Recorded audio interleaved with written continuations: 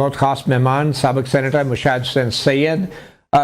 پاکستان اور سعودی عرب کا جو دفاعی معاہدہ تھا ایک دفعہ پھر موضوع بحث بنا. Deputy prime minister Ishaq Dar نے سعودی حکومت سے ان سے رابطہ کیا اور پھر ایرانی حکومت سے بھی رابطہ کیا. ایک پریس کانفرنس میں انہوں نے انکشاف کیا کہ ایرانی حکومت پر واضح کیا گیا کہ پاکستان اور سعودی عرب ایک دفاعی معاہدے میں ہیں اور اس لیے ایران کی طرف سے پھر یہ یقین دہانی کرائی گئی کہ اگر سعودی عرب سے ایران پہ حملہ نہیں کیا جاتا یعنی امریکی فوجی اڈوں کی طرف سے تو پھر سعودی عرب پر بھی حملہ نہیں کیا جائے گا. اور اس یقین دہانی کے بعد بقول پاکستان کے deputy prime minister Ishaq Dar کے سعودی عرب پر ہونے والے حملوں میں کمی آئی ہے.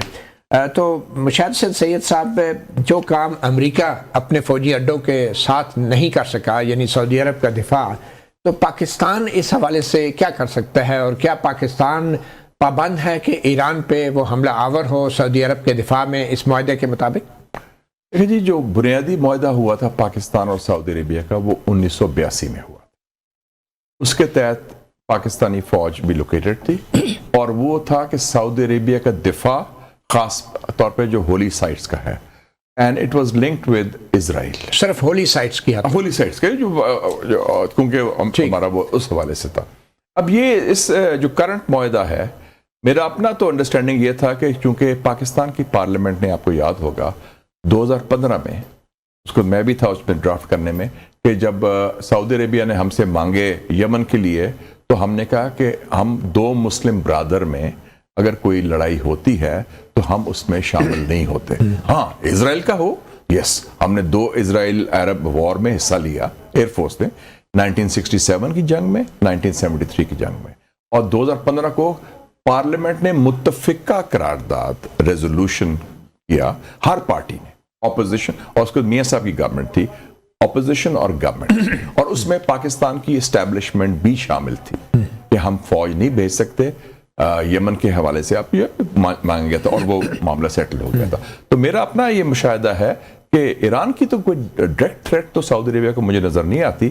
وہ تو ایک جارحیت ہوئی ہے، جو جڑ ہے فساد کی، وہ تو امریکی اور اسرائیلی جارحیت ہے ایران کے خلاف. تو آپ یہ سمجھتے ہیں کہ ایران حق بجانب تھا سعودی عرب پہ حملہ کرنے میں؟ میں یہ نہیں کہتا، میرے خیال میں بہتر ہوتا کہ وہ نہ کرتے، لیکن انہوں نے کہا کہ ہم صرف اٹیک کر رہے ہیں بیسس پر، وہاں سے حملے ہو رہے ہیں. تو ویسے تو سعودی عربیہ نے کہا بھی تھا ایران کو، ایشور بھی کیا تھا، اور پچھلی دفعہ جب حملہ ہوا تھا تو سعودی عربیہ اور پاکستان 2 ملک ایران کے ساتھ کھڑے تھے اور انہوں نے کہا کہ ہم کسی ایران کے خلاف حملے میں نہ شامل ہوں گے نہ فیسیلیٹیٹ کریں گے.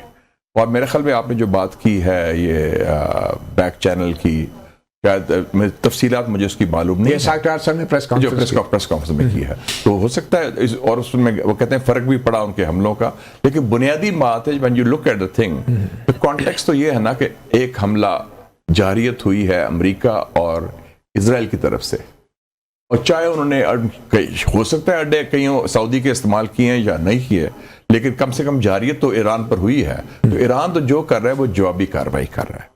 اور میرے خیال میں کسی حد تک آپ سمجھتے ہیں کہ ایران حق بجانب تھا امریکی فوجی اڈوں کو نشانہ بنانے میں؟ جو باقی ممالک، جہاں تک ان کا آپ تعلق ہے، ایرانی پریزیڈنٹ نے یہ بھی کہہ دیا ہے کہ ہم نے معذرت بھی کی انہوں نے کہ ہم نہیں چاہتے. دیکھیں ایران کے اندر سے بھی پھر لیکن میں اوور آل ان کی لڑائی تو سعودی عرب سے تو نہیں ہے نا، یا قطر سے یا UAE سے تو نہیں ہے، ان کی لڑائی تو ان کے ساتھ ہے. اور اس لیے جب ہم بات کرتے ہیں مڈل ایسٹ کی، تو اگر ایران کی بھی کنڈمنیشن لوگوں نے کی ہے ہمارے، تو اس میں کنڈمنیشن امریکن جارحیت کی بھی ساتھ ساتھ ہونی چاہیے، جو جڑ ہے.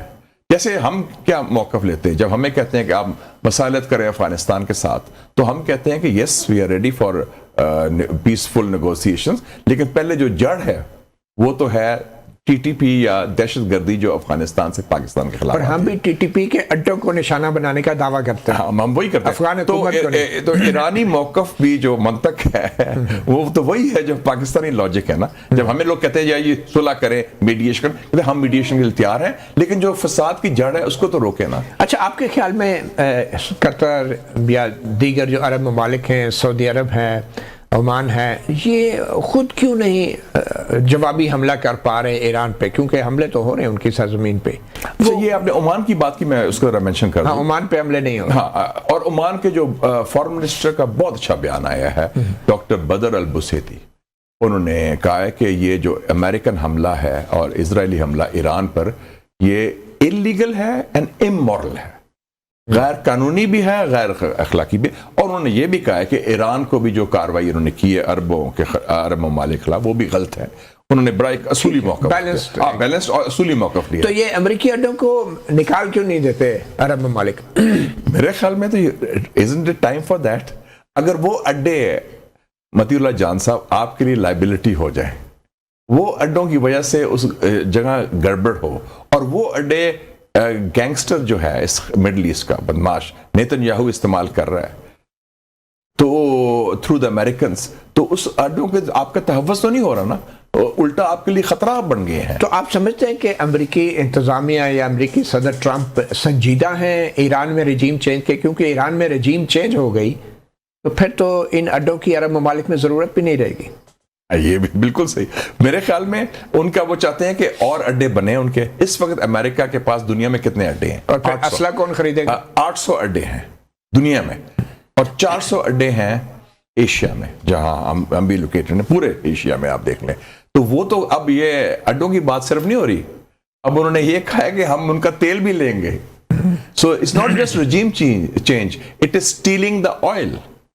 ये अगवा तेल है जो है ना, वो अगवा जैसे वेनेजुएला में, एग्जैक्टली वेनेजुएला वाला मॉडल जो है, अब वो अप्लाई करने के बाद, so it's not just about regime. खैर, रजीम चेंज के ऊपर भी ट्रंप ने 4-5 दफा अपना मौकफ तब्दील किया है। पहले दिन कहा था सैटरडे को, जब जंग 28 फरवरी को, इट्स अबाउट रजीम चेंज। बाद में कहा कि नहीं, रजीम चेंज नहीं, हम कोई और रजीम भी आ जाए, वो वेनेजुएला मॉडल लाना चाहते थे। तो अगर ईरान में रजीम चेंज हो जाती है तो आप समझते हैं कि अमेरिका जो है आबनाए हुर्मस में जो पूरी दुनिया को तेल की तरसील जा रही है, उस पर कंट्रोल हासिल कर लेगा? उनकी कोशिश तो ये होगी, ख्वाहिश चाहत तो ये होगी, लेकिन अभी भी देख लें कि वो स्ट्रेट्स ऑफ हॉर्मस तो ईरान ने बंद किया हुआ है और 1 हफ्ता हो गया है, अभी अमेरिका तो नहीं खोल सका उनको। और अगर वो माइनिंग करते हैं उसकी, अभी तो बंद किया ना फिजिकली, अगर वो माइन कर दें तो फिर तो आपका जो तेल आता है, हम जो LNG लेते हैं कतर से और दूसरी चीजें, वो तो खत्म। कभी माजी में ऐसे हुआ? माजी में नहीं हुआ। It would be the first time ever. ये तो कभी नहीं हुआ। थ्रेट हुई थी माजी में, जब ईरान इराक की जंग भी थी, सारा था, लेकिन ये बंद नहीं हुआ। बंद की थ्रेट की गई, तो ये फर्स्ट टाइम हुआ। जो मेरा अंडरस्टैंडिंग है कि in the history straits of Hormuz has been closed. ठीक, तो इज इट पॉसिबल कि ईरान में रजीम चेंज हो जाए? क्योंकि वहाँ पे अब जो मुश्तबा खामनेई हैं, ईरान के नए सुप्रीम लीडर, वो अब मंजर आम पे आ गए हैं। तो कुछ लोगों के ख्याल में ये भी एक किस्म की मोरूसियत के रास्ते पे, मतलब ईरान में पहले कौन सी, खैर हम कहते हैं जमहूरियत थी, क्या मोरूसियत पे बहस करें, मगर सबके बावजूद में फिर भी ज्यादा मुसलमान ममालिक के अलावा ज्यादा जमहूरियत है मेरे ख्याल में। ईरान की जो तारीख है या जो उसका जो फलसफा है, वो तो है ही मोरूसियत की बुनियाद पे।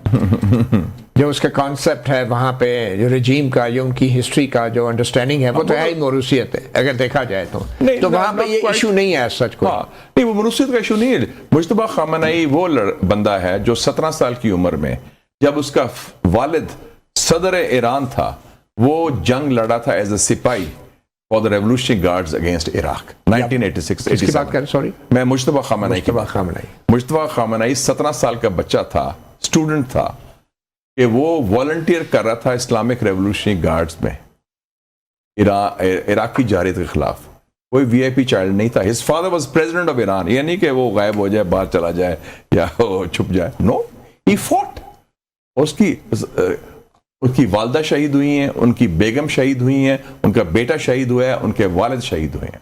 वो एक बड़े वो एक स्ट्रगल का, बैप्टिज्म थ्रू फायर हुई है उनकी। तो ये कोई मोरूसियत का इशू नहीं है उनका, पूरी ऑन दिस ओन दमंग तरीके से आए हैं, स्ट्रगल करके आए हैं। कोई सिफारशी कल्चर नहीं है उधर, हमारी तरह नहीं है ये काम।